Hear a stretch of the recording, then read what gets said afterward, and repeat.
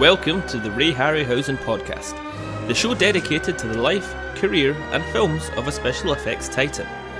Join us as we host in-depth discussions about the work, influences and legacy of this uniquely talented filmmaker. Brought to you by the Ray and Diana Harryhausen Foundation, we will be delving into Ray's archive to bring a unique insight into his work, including exclusive audio from the man himself from our own archives.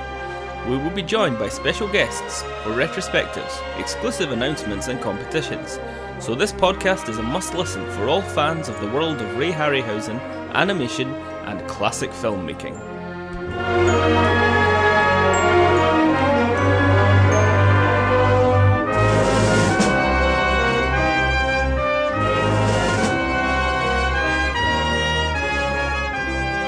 Hello and welcome to episode 9 of the Ray Harryhausen podcast. This episode is going to be a little different. We've got something very special lined up. My name is Connor Heaney and I'm the collections manager with the foundation. I'm joined once more by John Walsh, and today we're going to discuss our experiences and interviews at the Starburst Film Festival, which took place on the 27th of August 2016. How are you, John? Good, thanks, Connor. I'm kind of, film festival frenzy because we've done 2 back-to-back, haven't we? Yes, it's been a very busy end of summer experience and it's been incredibly worthwhile as well. We've caught up with old friends and new friends and spoken to lots of Ray Harryhausen fans, and we were able to record interviews with lots of these people across both film festivals that we attended. Starting out with the Starburst Film Festival, for those of you that don't know, Starburst is a British magazine which describes itself as the longest running magazine for cult entertainment in the whole world. It's been going since the mid-1970s, and I believe it's a magazine that you have some very strong emotional ties to, John. Yes, I do. I quite cheekily used to save my dinner money so I could buy Starburst magazine. I remember the list price as being quite expensive. It was £1 or £2 when comics might be 10 or 20 pence. So it had a glossy outer, but the inside was like a newspaper print, with lots of black and white photos from the films of the day. So if it was the late 70s, it would be Star Wars, Superman, Battlestar Galactica, lots of Doctor Who, of course, because it's a British sci-fi mag. But it would be the colour covers that would attract. And for all those fans who collect classic magazines, they'll know about Starburst jumping out at them from the newsstands. So I still have the Starburst that I swapped my dinner money for. So they're here somewhere, and I know Ray kept copies of Starburst magazines because, of course, his films featured in them frequently. Yes, Ray was another fan of Starburst magazine, and within his collection, very well organised, are a lot of the original classic editions of Starburst magazines, multiple copies of editions that featured his films, but also just in general, he had a lot of copies of the general run of the magazine, and they're kept within the collection in perfect condition. The magazine collection is a very important part of the Ray Harryhausen archive, not only for historical purposes or because it's interesting to look at these old magazines, but they contain unique interviews and articles on Ray's films as they were released or soon after they were released. And they provide a very interesting perspective. These classic interviews, the way that Ray would discuss his films in public changed over the years. So it's very interesting to see how he would discuss his films in the late 1970s or the early 1980s, contrasting with the commentary footage which you recorded with Ray just a few short years ago.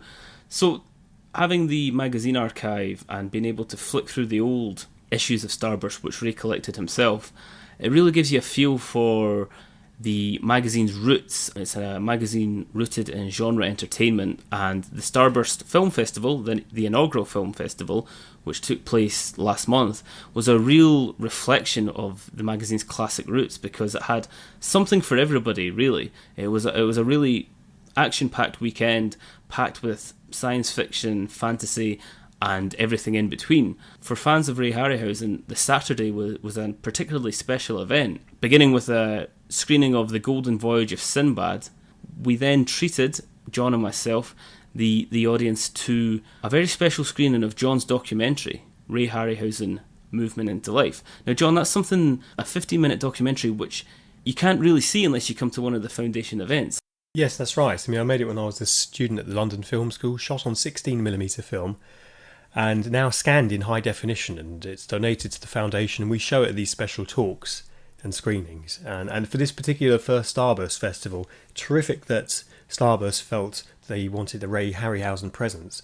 But important from our point of view that there's going to be lots of new product there as well.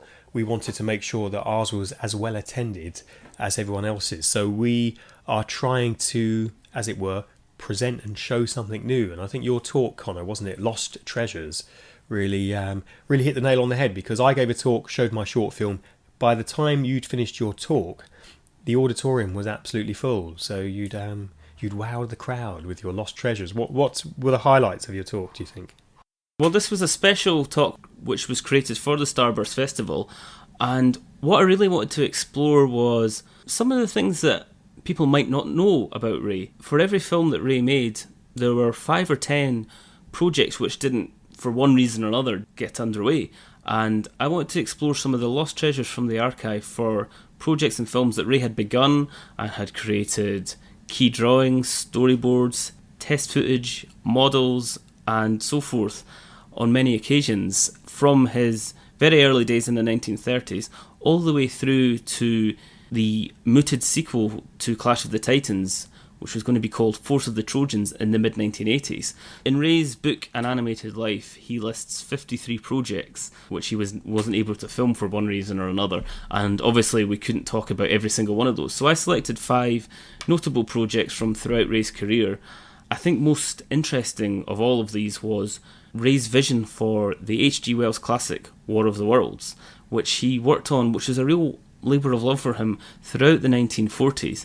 And there is a vast amount of material for Ray's vision of the film. We've got lots of fantastic key drawings and storyboards, and most importantly, test footage, which he filmed to show to producers of a Martian escaping from a tripod. And I think it's this kind of material that draws people back to Ray Harryhausen, because there's the 16 films which they've seen over and over again, but it's so tantalising to think that there could have been more, and that there's treasures hidden within our archive which hint at almost like a wider cinematic universe for Ray Harryhausen. Yeah, I mean, absolutely. And it's hopefully once this podcast goes out, you'll pop a few images online and we can get a sense of what people missed. So shame on people if they didn't trudge up to Manchester for the bank holiday weekend. It was packed. It was a busy weekend anyway, because Manchester's always a busy place.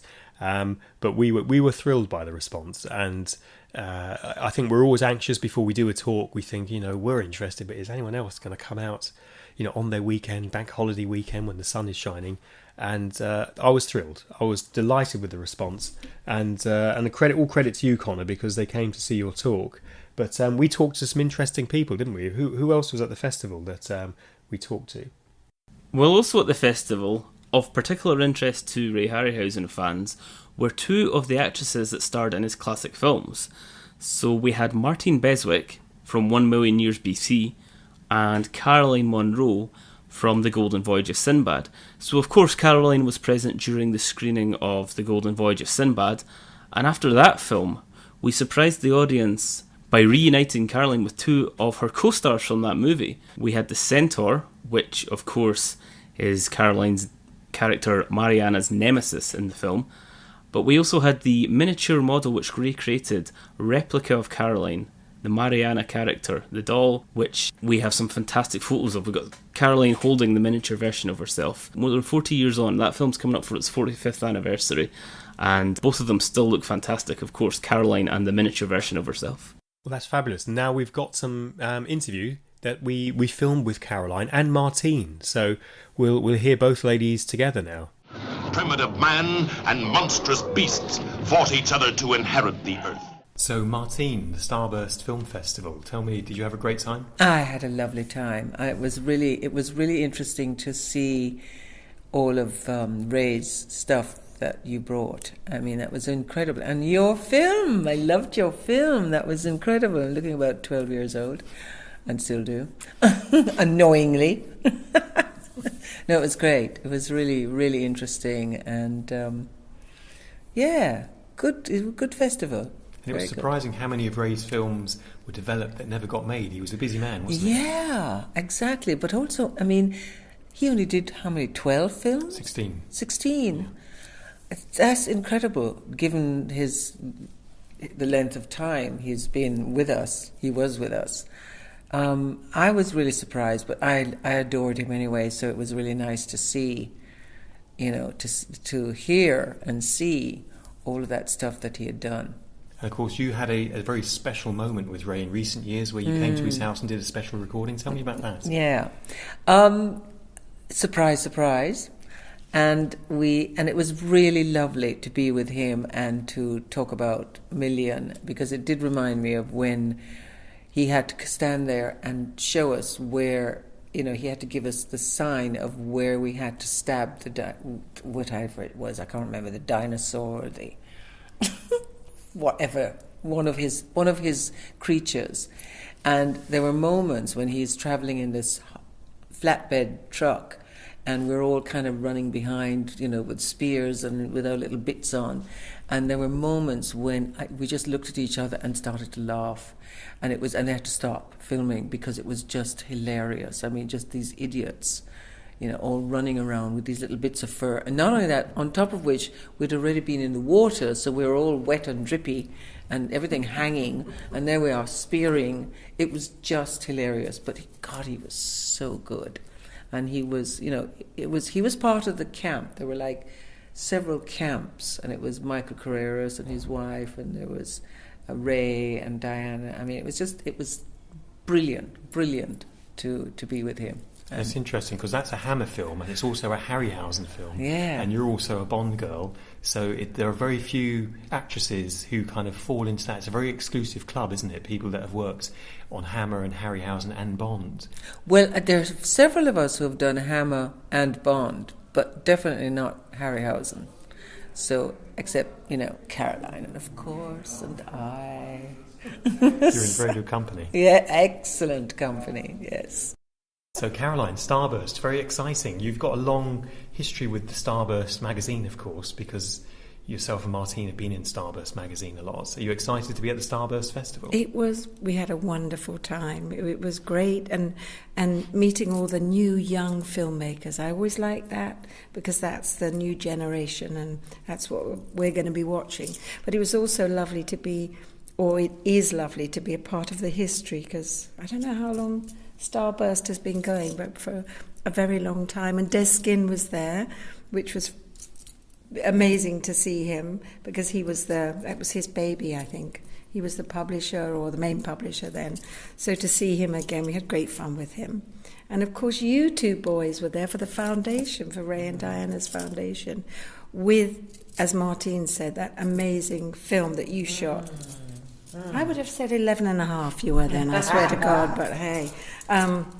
But you were there, and Connor was there, and we got a wonderful example of Ray's creatures, so that was amazing. Must say, my little creature, I mean, we're both getting on, we're kind of 40 years on from when, well, she was a baby, Mariana, the creature, but I think she's faring quite well, actually, all things being considered. And the impressive Centaur and, of course, Mariana were part of the Q&A after the very special screening yes, of they Golden were. Voyage. Yeah, they were, very and the much audience so. were wowed, weren't they? When I think they liked it. Miniature you and the Centaur came into the room, you could hear a pin drop. I tell you what, the Centaur looks amazing. I mean, he really does, doesn't he? David Bowie, very, very impressive, really. So it was hard to think about the Centaur and seeing the size that he is, and then trying to remember how I had to envisage Ray's creature being about 20, 30 foot high. So the two, it was a bit of a memory thing for me, going along memory lane, seeing the Centaur, and then imagining what I had to imagine, which was something so special. And you both mentioned David Bowie, because we're in a joint interview here with Martine Beswick. So what's the David Bowie reference? It was, well, David Bowie, I think, which had he done Aladdin Sane, was it that, at the time? And it was the haircut. It was the whole haircut, the colour, everything was the style. So Ray was ahead of his time. He was so trendy. You followed me instead of Kura. Then he has won the race. What, the race, perhaps? And the prize? Not the prize. A crown of untold riches. I regret nothing. That was fabulous. It's great to hear Martine and Caroline being so enthusiastic about Ray and his work. It's wonderful to hear their memories of Ray Harryhausen, and it's also just fantastic to see them both together, because they're two actresses legendary actresses that have had parallel careers in some ways. You know, they've both been Bond girls, they've both been in Hammer horror films, and of course they've both been in Ray Harryhausen films, and together they make a fantastic double act. And I recommend anybody, if you get a chance to see either of these actresses, but particularly both together at future film festivals and other events, to make sure you watch them, because they're so funny and they have such interesting memories, and to see them talk together, banter together, and reminisce on their filming experiences, it's just a joy to behold. Absolutely, and if you stay tuned to the end of this episode, we promise to give you a couple of exclusive clips from the as yet unreleased director's commentary tracks. Although Ray didn't direct these films, they're called director's commentary tracks, where Ray sat down with Martine for 1 Million Years BC and with Caroline for the Golden Voyage of Sinbad. So a couple of exclusive clips coming up for that. Now, Connor, you also met with one of the fans, the logo competition winner. Tell me about that. Well, anybody who's followed us on Facebook and Twitter over the summer will know that we had a countdown to a very special competition announcement, which came about on the day of what would have been Ray's 96th birthday. And the competition was a logo contest for somebody to design a logo for our centenary celebrations in 2020. The winner of this is a chap named Michael Tharme, and he was good enough to attend the Starburst Film Festival and come and chat to us afterwards. Now, Mike's logo is fantastic. If you look on our Facebook and Twitter sites, you'll see it, as well as our website, rayharryhausen.com. So we were able to chat to Mike about his history as a Ray Harryhausen fan, but also his inspiration behind the fantastic logo, which came top amongst designs from around the world. We were inundated with fantastic designs, and Michael's came out on top. So have a listen to what he had to say about his inspiration and the final design that he came up with.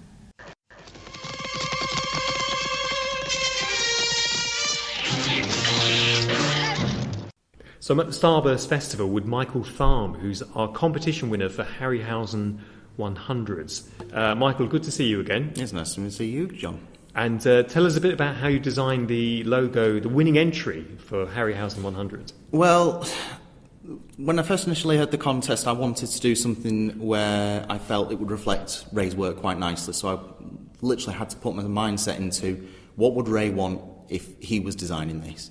So looking at the current logo of the foundation, I thought, right, okay, well, maybe he wants something illustrated. So I started sketching out some quick ideas. And then from there, I then started to take my own perspective onto it and finding some form of shape or form that would reflect quite nicely as a silhouette, as well as something that would be quite visual as well.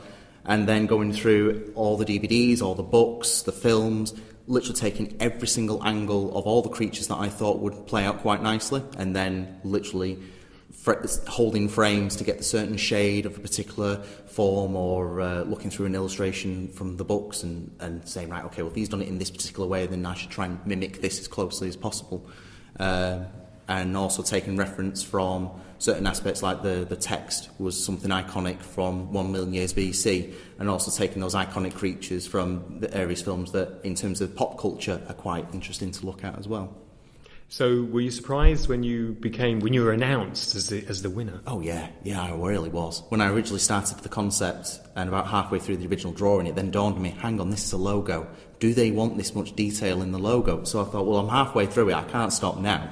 Cracked on with it, sent it in, and just basically biting my nails for the entire time. And then when the announcement came out, and especially with the lead up to that announcement, it was, oh yeah, I was absolutely pleased to say anything. Now, of course, it's not your first time that you've connected with Ray Harryhausen and the Foundation. Tell me a brief sort of history of your time with Ray. Going back to probably about 2002, I think it was, maybe 2003, where I first had interactions with him at the Bradford Museum. I think it was during one of the screenings of Jason and the Argonauts, and the first release of the animated Life book. The second time after that, it was again another book signing down in Exeter, and again in Manchester down at the Salford Quays. There was a fourth occasion, I can't remember off the top of my head now. But then after that, it was the storyboard contest in 2012 with the Don't Panic website. And again, entering my particular story idea in, I wanted to keep something that was very much in the way of what Ray would want for his storytelling. So keeping it with creatures that had a dynamic to them, but also had a visual appeal, not just to children, but to adults as well, that it would be that sort of like evolution of the world sort of project that he wanted to do when he was younger. Well, excellent. Well, congratulations on your design. It went down very well here at the Starburst Festival. Yes, and we look forward to seeing it associated with Ray for many years to come. Oh, thank you very much. Thank you. Professor, there's a big lizard back there and he's heading this way. Now get aboard! I think the thing that most comes through from listening to Michael there is, and he's a young person, compared to me, the young person, it's the enthusiasm. This isn't just a series of old films from a filmmaker from the past. I mean, Ray is as contemporary and as relevant as ever, and Michael is somebody who's working in that contemporary world. You also spoke to the editor of Skwigly Magazine, which is quite the place now for animators and people who want something to say on a sort of a forum of animation. Steve Henderson, who's also chair, isn't he, of the Manchester Animation Festival, where we're going to be speaking later in the year. He had lots to say as well, didn't he, Connor? Yes, Steve is incredibly passionate about animation, old and new. I would recommend that any fans of classic and current animation to check out the magazine Skwigly. They've got a fantastic online presence. They also have a podcast of their own which has regular interviews and features which will be of interest to Ray Harryhausen fans everywhere. So it was great to speak to Steve because his entire life in numerous ways revolves around animation. As well as running Skwigly, he's doing a PhD on animation archiving and he runs the Manchester Animation Festival. So to talk to somebody who's so immersed in animation in their everyday life, to hear his thoughts and his memories of Ray Harryhausen was very interesting. So let's listen to what Steve had to say now. The beautiful princess and the jealous tyrant, and you and your mother thrown into the sea, and the destruction of Argus. Why, it's been a most popular story here for the past 20 years. I myself wrote a poem about it. It's rather moving, as I recall. Hello, I'm here at the Starburst Film Festival and I'm joined by Steve Henderson from Skwigly Magazine, an online animation magazine. Before we get into your memories of Ray Harryhausen, can you just tell us a little bit about yourself, Steve? Well, you've mainly said the main thing there, which is Skwigly Online Animation Magazine. That's Skwigly. It's not the best spelt online animation magazine in the world, but we like it. We do news reviews, interviews, podcasts as well. So I was absolutely delighted when the Ray Harryhausen podcast came out, and it's a pleasure to be on it. I also direct the Manchester Animation Festival, which is happening in November. And I'm finishing, or should be finishing right now, my PhD in animation archiving. Wonderful. So, as somebody who's immersed in animation, can you just tell us a bit about your earliest memories of Ray Harryhausen and his works? I think it all comes down to the work, doesn't it? Earliest memories with the work is you're at an age where you don't really understand that you're watching a Ray Harryhausen film, but you understand that how affecting they can be. And I seem to remember people always describe the Doctor Who films as, you hide behind the sofa and all that kind of stuff. And I never hid behind the sofa in my life, apart from one Christmas when Clash of the Titans was on and Medusa turned up. And I actually thought that I was going to be turned into stone watching Clash of the Titans. And I still remember the thrill of watching that now.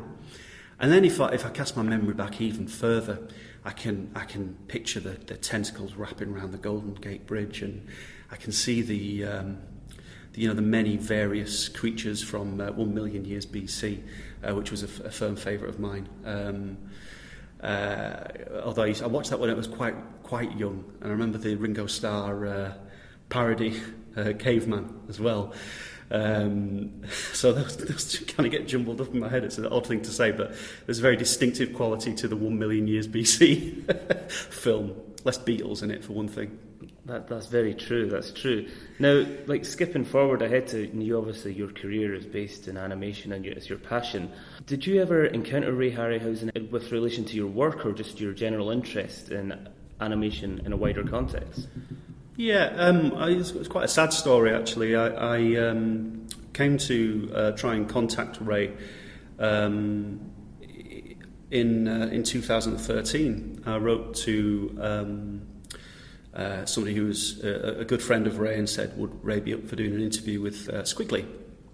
And unfortunately said that Ray is quite old now, And he's decided that he doesn't want to do any more interviews. And that was on the 29th of April 2013, and we all know what happened 2 weeks later, so it was very sad. But missed opportunity, but blimey, I mean, there's so many interviews and so many kind of audio commentaries, and you guys take care of such a magnificent collection of animation material. So what more could he have said in my interview? I tend to think. Did you have any particular question that you wanted to ask him that you'd never heard before, or you thought that you might be able to put a unique spin on? I think I just wanted to bask in the glory of Ray Harryhausen for a couple of minutes. I think my questions would have been pretty much the same questions that anyone else has asked. It was early in my sort of animation interviewing days, so maybe a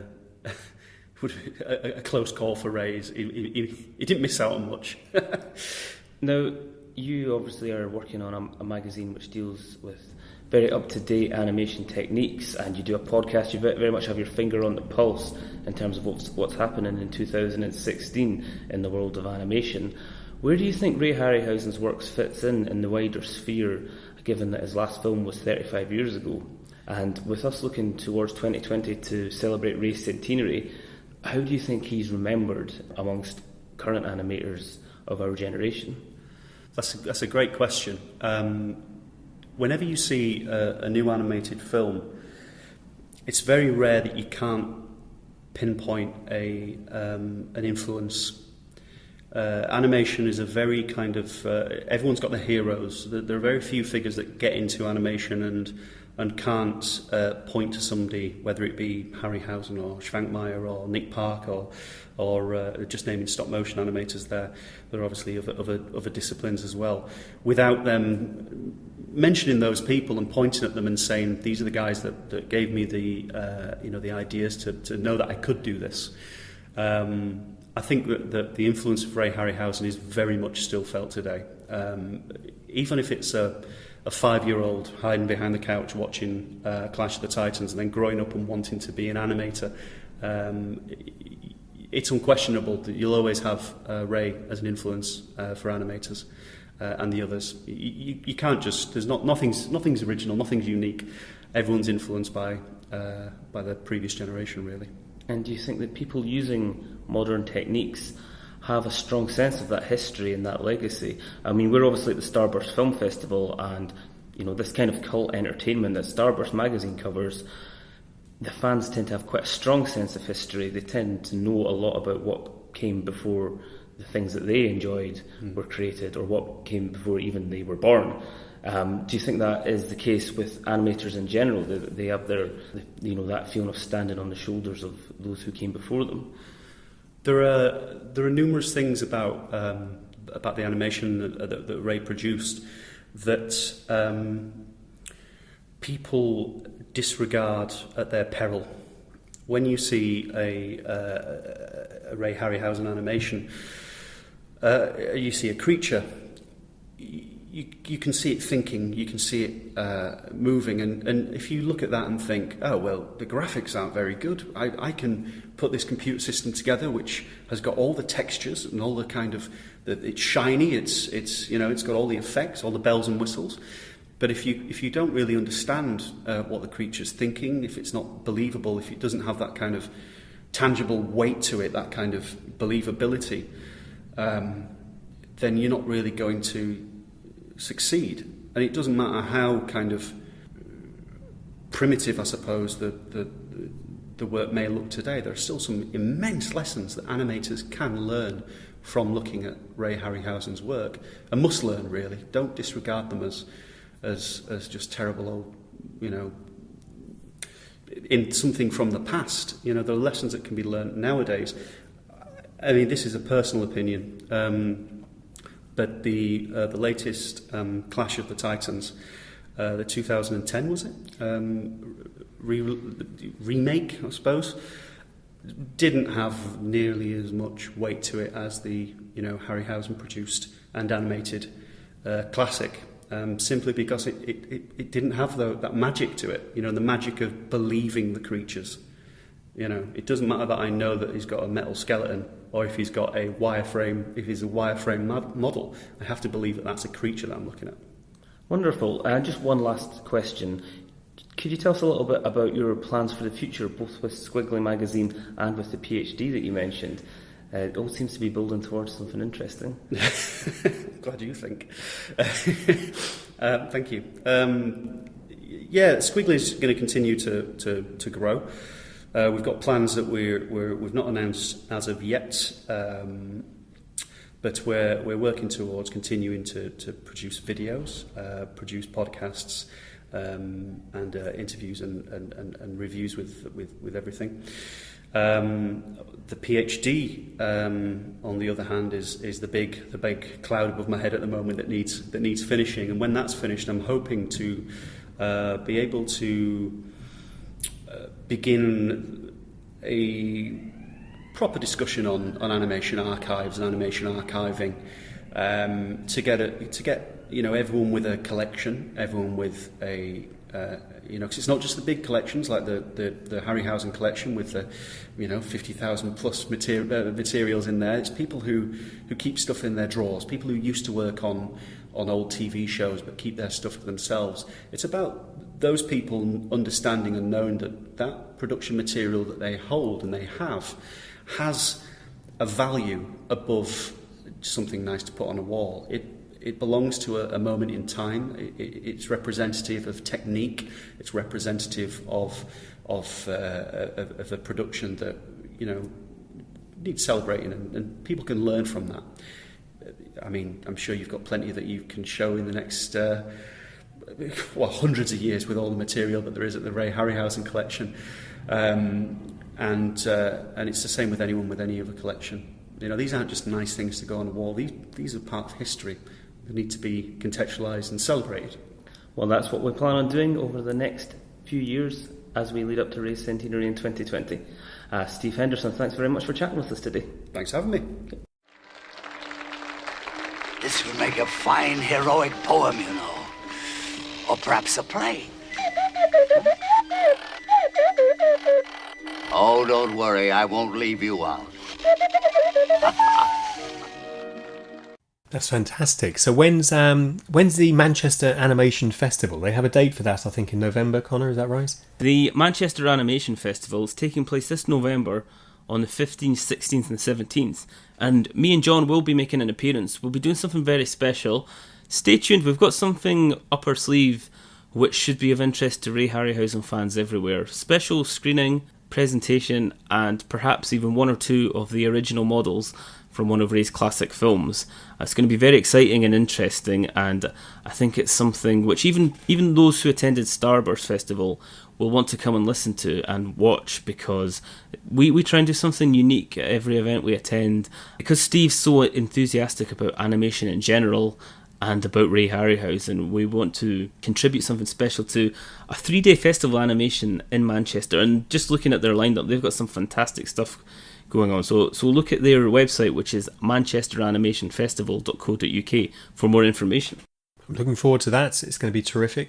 I was really excited. It was a good mix because, as we talked earlier, Starburst Magazine has its history in its heritage in television, sci-fi television, as much as cinema and radio and books and toys and magazines and so on. So Inside Number 9 were there. So people who follow Doctor Who and the League of Gentlemen will know who we're talking about. Rhys Shearsmith and Steve Pemberton, who are the creative force behind what I suppose is the modern day Tales of the Unexpected, or Armchair Theatre for people who remember that from the 70s and early 80s. And they had a premiere of a very special episode of Inside Number 9 for the next series. But I caught up with the producer, Adam Tandy, who, as a younger man, worked with another equally famous special effects legend, and told us a bit about the behind the scenes on a couple of iconic films. So have a listen. This is Adam Tandy at the Starburst Film Festival.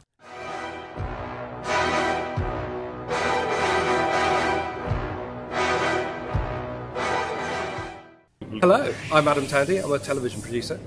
Excellent. And what television have you produced, Adam? I have recently produced 3 series of Inside Number 9 and a series called Detectorists.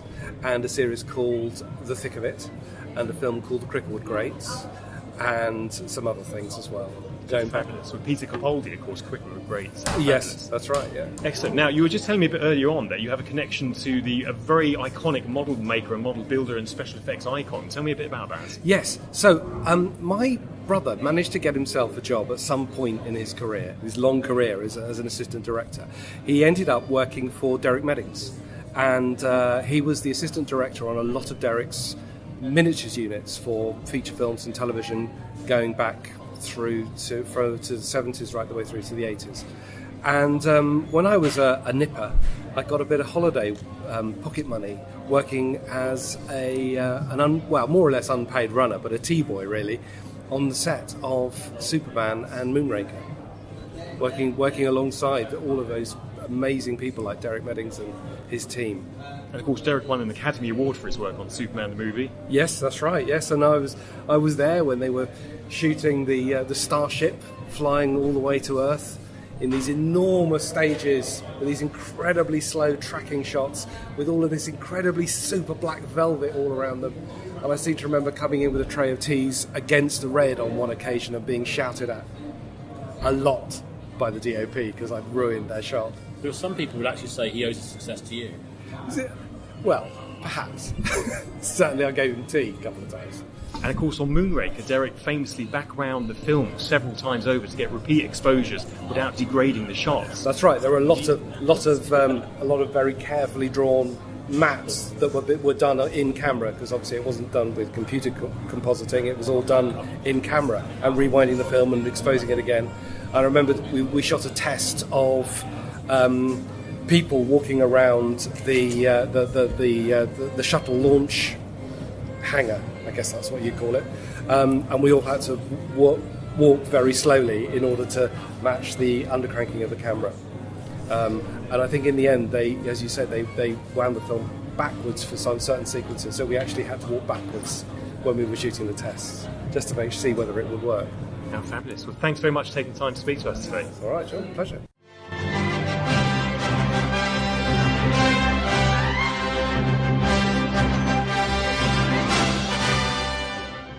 That's incredible. What I wouldn't have done to have been a T-boy and worked with Derek Meddings and just watched some of that incredible work, because when you look at Superman the movie now and you look at Moonraker, both of those films still look spectacular. And, you know, in a way, Derek Meddings worked in a similar scale to Ray Harryhausen in that he used practical models, he used photochemical film stock, he was backwinding in the camera, so doing lots of things that Ray would do. And of course the two gents themselves met on screen in John Landis's film Spies Like Us when they were in that tent playing doctors. Fascinating, isn't it, Connor, how you can bump into someone at a film festival, they've come for an episode of a high profile and successful sort of comedy drama, and they have these links to the cinema of the past. Yes, I mean, I was very excited about the new episode of Inside Number 9. I'm a big fan of everything that Steve Pemberton and Rhys Schmiersmith have done. But when we got chatting to Adam Tandy about his childhood, really, or his days as a younger man working on these classic films, I must say your face was filled with envy. It was really interesting to hear somebody who you might not necessarily expect to have been involved with these classic model animation movies. So that was a really fantastic and slightly unexpected interview to get, and I'm really glad that we were able to catch up with Adam and listen to his tales of being on the set of Moonraker. How exciting. We'll finish off today. Our final interview is with Justin Johnson, who played a key part in the Starburst Film Festival, as he was the person undertaking a lot of the on-stage introductions and Q&A sessions. Justin is a friend of the foundation. He's someone that you know very well, John, and he's also somebody that knew Ray too, as you'll hear in the interview. How did you feel about having Justin there alongside us at the Starburst Film Festival? Well, it was great. Justin is very much sort of a deal maker. He's the sort of person who brings people together. And in the case of Starburst, Justin is, if you like, the key contributor or the main host of Starburst for that weekend. So he hosted the Inside Number 9 event, which was a world premiere of one of the new episodes. And of course, he hosted our Ray Harryhausen event. And it was through Justin we were invited to appear at Starburst. So, you know, we have a lot to thank Justin for. He's one of the senior programmers at the British Film Institute, the BFI. And he was a great friend of Ray Harryhausen's as well. So incredibly small worlds all of us film types move in. Justin was key to getting us there. He was also key to that Adam Tandy interview, because Adam was chatting to Justin about Derek Meddings, and Justin said, "Oh, I know just the person who'd want to chat to you about that." And we happened to be just walking past. So it's great to catch up with Justin, and we hope to sit down more with Justin Johnson in future podcasts to hear his memories of Ray Harryhausen. But this is what he had to say to us about Starburst. It's another gift from the gods. So I'm with BFI programmer and one of the hosts of the inaugural Starburst Film Festival, and great friend of the foundation of Ray Harryhausen, Justin Johnson. Justin, hello. Hello, John. How are you? I'm very well, thanks. And that's quite a build-up I've given you there. But, of course, we'll talk about Starburst in a minute. But you actually had quite a long friendship and relationship with Ray Harryhausen, didn't you? How did that start? I certainly knew Ray over a number of years. I think the first time was very early on when I was first working at BFI South Bank, back when it was probably still the National Film Theatre. Ray kindly agreed to do a really lovely kind of hands-on workshop with like youngsters and families. And he was really fantastic, as you know, and he loved, sort of explaining to people about how his creatures came about and how he worked with them. And I remember this being a massive gasp in the room when he came out with one of the skeletons from Jason the Argonauts, and you saw those massive, amazing hands that Ray had. But actually, when he was working with the skeletons, and they were so intricate and beautifully made, you almost couldn't believe the same person could have made them. And with him, they just kind of came alive. Just with these little models, he would manipulate them and move them as he was talking to you, and you really felt as if they were living and breathing. And I think that's one of the most exciting things about Ray's work compared to what we're so used to seeing now in terms of computers and so forth, was that they really had life, those creatures. You really felt as if there was, his heart and soul was in them, and they always looked so amazing. So, and at the workshop was a young animation director, Mike Johnson, who had worked on The Nightmare Before Christmas, and he at that time was in London because he was directing The Corpse Bride. And I remember, he was so excited to meet Ray, and he invited Ray to go to the set and to see what they were doing at the Corpse Bride, which, of course, probably would never have happened if it hadn't been for Ray and his legacy. Now, the interesting thing, Starburst, in a way, ties all this together, doesn't it? Because when I was at school, I remember saving my dinner money to buy Starburst Magazine, and it was really the only science fiction and film magazine published in the UK that covered Doctor Who, Star Trek, Ray Harryhausen, Star Wars, Battlestar Galactica, all these lovely films. There was American publications such as Starlog and Fangoria, but Starburst had a real sort of Brit feel about it. And did you buy the magazine when you were sort of at school? When you were I didn't buy it religiously. I certainly dipped into it. I certainly bought it on the odd occasion. Probably, to be honest, if the cover was of something that I particularly liked, or a film I particularly wanted to go and see. But it's always been one of those kind of resources for people who really like cult film, because it's not just horror, it's not just sci-fi, it's not just fantasy. It's a bit of a combination of all of those things. And I certainly used to love those when I was growing up as much as I do now. And of course, Starburst magazine was around in a time when there was no internet, so a lot of magazines were quite studio controlled in the sense that the photographs and a lot of the narrative, a lot of the copy, as the Americans like to call it, is kind of studio approved and signed off. And even Ray Harryhausen, when we look back at previous issues of magazines that Ray's appeared in, quite guarded really about the secrets, about the creatures, and even the photography. It's only kind of the front of house sets that often appeared in the magazine. So, fast forwarding all these years later, all the kind of secrets are kind of laid bare. And you kind of miss those halcyon days when we were only teased slightly about what was the secrets and the magic. Well, as you say, I think we take so much for granted now in terms of what the internet provides, because actually at the click of a mouse you can find out so much information about people's backgrounds and personal life, how you can completely demystify the filmmaking process. And as you say, at that time, apart from a few reference books, actually magazines and newspapers where it's where we got our news, it's where we discovered stuff. And if you were a big fan of cult film and TV, then Starburst was the place that you would go and learn about those sort of secrets. And now, as I say, we do take everything for granted because there's so much information available. But actually, it was just those little windows in the outside world, especially if you lived in like a small town or a village where it's not like in London where you could go to the film shops and there were so many different sort of memorabilia outlets and so forth. But actually, that was Starburst and those kind of magazines were the the kind of the link between the outside world and a lot of fans. So, of course, thrilling for us at the Ray and Diana Harryhausen Foundation to be invited to the inaugural, which means first, Starburst Film Festival, which was in Manchester last month, and we're kind of catching up now a month later. So, how do you feel it went? Because you came and saw the presentation. In fact, you hosted a couple of the very major events there. Ours was just one of them. How did you feel it went? I'm really pleased with how it went, and I was really delighted that the Ray and Diana Harryhausen Foundation came and were part of it. When we first talked about it some months before the festival itself, from my point of view, it was really important to try and get you involved, because actually Ray's work is so crucial in terms of that kind of Starburst brand and what everything that sort of Starburst stand for, and it's so important to remember and recognise what Ray contributed to the industry, because it's not just about the films that he made, it's also about all those filmmakers who were inspired by him. People like Peter Jackson, who as a child was making films directly inspired by Ray Harryhausen, who remember when we had the event at the BFI for Ray's 90th birthday, Peter Jackson flew over especially from New Zealand just to be there at the birthday celebration so that he could be there and pay tribute to Ray in person. And obviously it was hosted by John Landis, and we had Rick Baker and all these other greats. So I think that Ray is such an important part of everything that Starburst stands for, in a sense. And as I say, both as a sort of pioneer in terms of dynamation and what he did, but also in terms of how inspirational he was. Now, of course, you're a big Ray Harryhausen fan. It'd be fair to call you a fanboy, much as I am myself and lots of people who attended. Was there anything about the presentation that the Foundation did that you thought, oh, hang on, I didn't know that? Was there any bits and pieces of the story that you felt that, had you not been there, you would have missed something? Yeah, definitely. I mean, I think the most exciting part about the presentation at Starburst, and in terms of what you and Connor did, was when you were talking about the sort of the Lost Treasures, when it was about the films that Ray had started to work on. There were obviously quite a few that were for various reasons never completed, right up to the direct sequel to The Clash of the Titans, which was Force of the Trojans.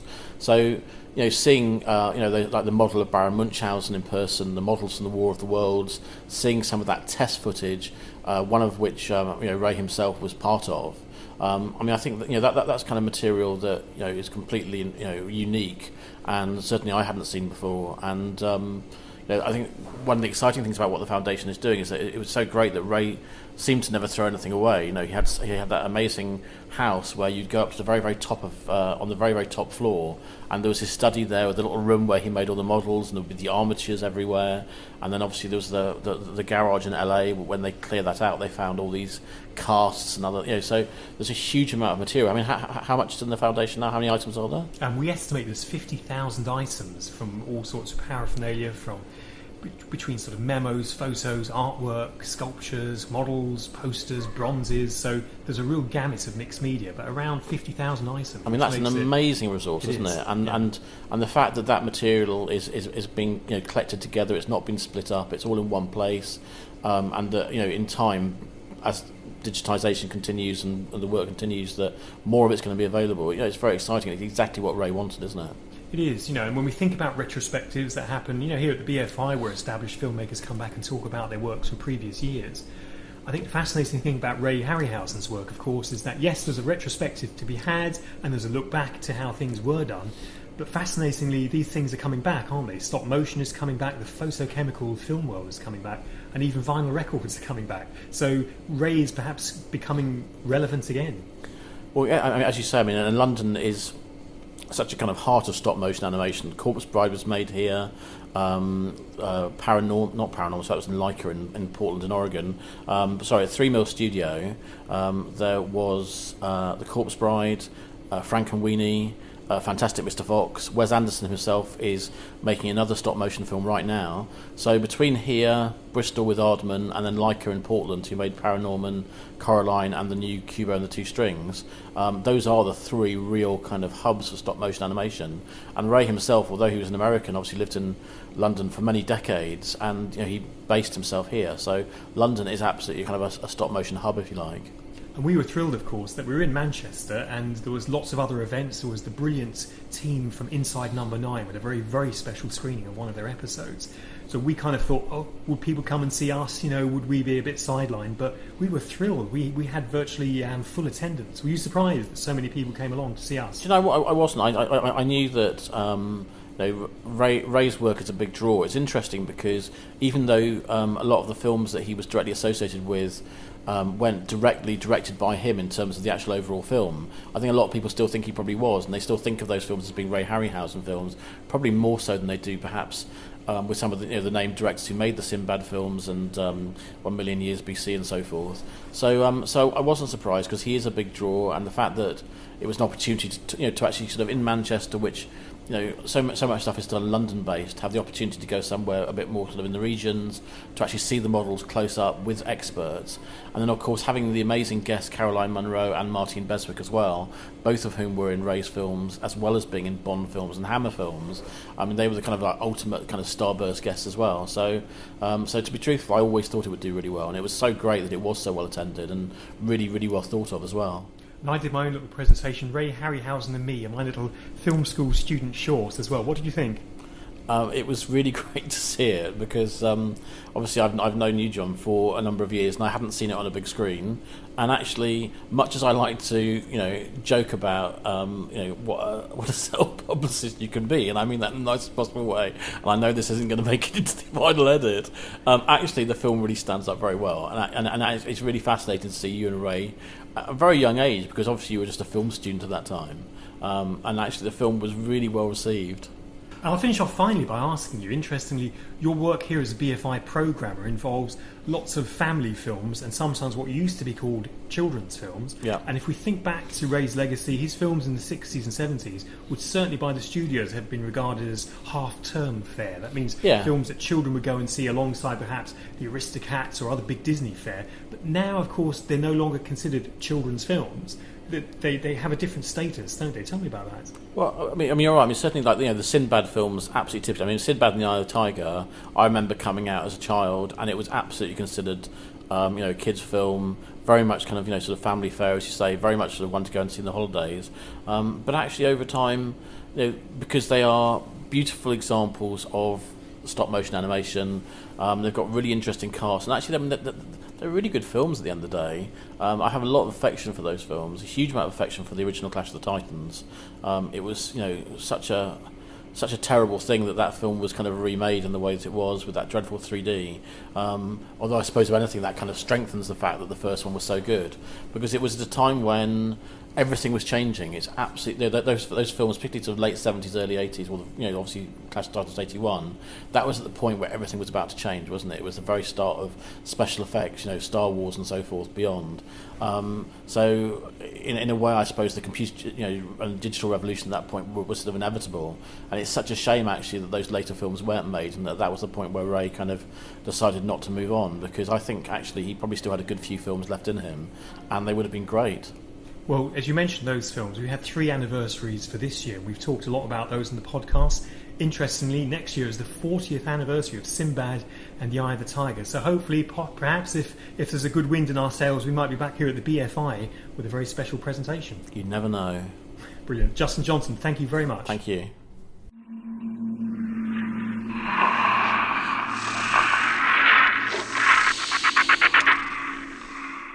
Well, that's nearly it for our special Starburst episode, but we made a couple of promises early on, didn't we, Connor, that we now have to make good on? Yes, we've got some exclusive and very interesting commentary footage with 2 of the stars of this episode, alongside Ray Harryhausen himself.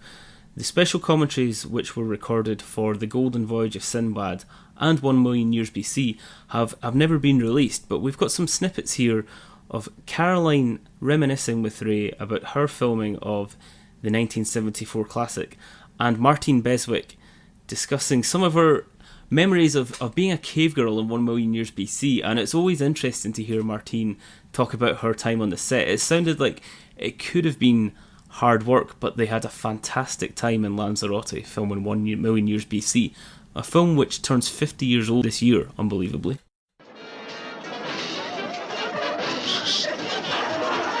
See the sorcerer of the black arts.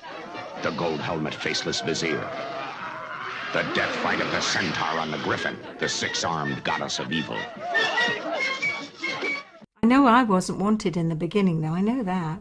Because I think they wanted quite a big... Charles wanted somebody quite well known, and I hadn't really done a lot. I didn't know that. You must have gone through the casting office. I did. I went through, I did a read-through, and then it was Brian Clements who said... He'd just worked with me on Cronus, Hammer film, and he said, come and see it. So then he went... But I'd also done Captain Cronus, and that was... You did the Cronus before? I did it before. Oh, but it was released afterwards, I thought. Yes, it was released after. You're right. That's good knowledge. Nupondi, the wild one, whom no man could resist. No, we all had wigs. All of us. Why didn't they come off when you were pulling them? Well, it was firmly... They glued on. Way before extensions. No, actually, it was really amazing because, I mean, that whole period, there were wigs in every film. And we had pieces, we had ponytails, we had false... I mean, I used to have, a box that would carry around that I would add. It was a wardrobe. Well, interestingly, here we go. Yes. When there have been not many ladies pulling each other's hair out. No, I'd already done From Russia with Love. And so I was now termed Battling Beswick. Is at it again. Look like you really mean it. Well, it's interesting because what happened was that they brought these doubles onto the set, and we're sitting on our chairs, and we're not happy about it. And we're sitting there, and they bring these doubles on, and they don't look anything like us. In fact, they're quite heavy, fat people. And the two of us just looked at each other and went, no. And we said, we can do it. We did, because the thing is that both of us dance. Both of us are dancers. And so we just knew that we could do it. And this is when we absolutely, totally agreed and went for it. And it was a really good fight. 1 million years BC, when the earth parted and the mountains fell. It's great to hear those thoughts, and in the case of 1 million years, as you were saying, its 50th anniversary, there's a Blu-ray release coming out. Absolutely, a Blu-ray. Who would have thought? So that's coming out by Studio Canal later this year, and Connor's been working with Studio Canal in providing some very exclusive additional bonus content for that Blu-ray. We hope to bring you more information about that on the next podcast. But what's happening next, Connor? We've got a double festival kind of podcast coming up, haven't we? That's right, because as well as the Starburst Film Festival, there was very little break in between. We were whisked straight off to the Cinestrange Festival in Germany, and while we were there, of course, we had our little mobile recording unit. We grabbed as many interviews as we could with fans, friends, and special guests at the Cinestrange Festival as well. So stay tuned for episode 10. It's going to be very similar to this one, but with some fantastic guests and some people that, in all honesty, we probably would have found it difficult to catch up with had we not attended the festival in Germany. So it was really great to be able to catch those interviews too, and they'll be very interesting. So keep an eye out for our next episode, episode 10 of the Ray Harryhausen podcast.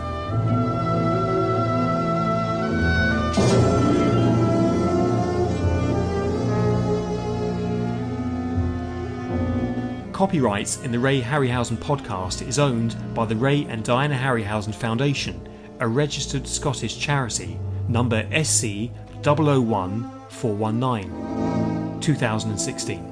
This recording may not be reproduced in whole or in parts without written permission from the Foundation. The views expressed within these podcasts are not necessarily reflective of those of the Foundation, its trustees or employees. For further terms and conditions, please contact us at rayharryhausen.com, where you can find our Twitter and Facebook links.